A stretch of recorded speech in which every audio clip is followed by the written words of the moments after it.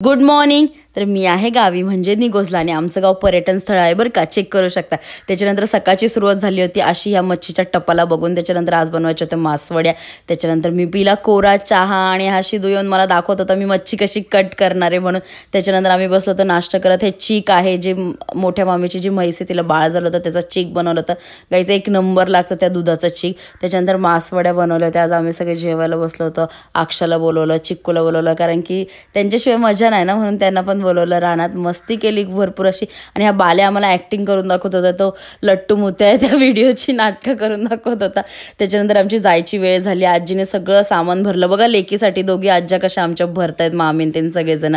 तर मी ऊस खाल्ला गायचं, इतका मस्त ऊस होता ना. त्याच्यानंतर मम्मी सगळ्यांसाठी दिवाळीला पैसे देते. हा शिदू उगाचच नाटकी करत होता. अक्षय बोलत होती मला दे मला दे, मग तिला पण दिलं. मग निघालो आम्ही. जाता जाता जेवायला थांबलो एका हॉटेलमध्ये गाईज. खूप टेस्टी जेवण होतं. That's it for video. Okay bye guys, उद्या भेटू. बाय.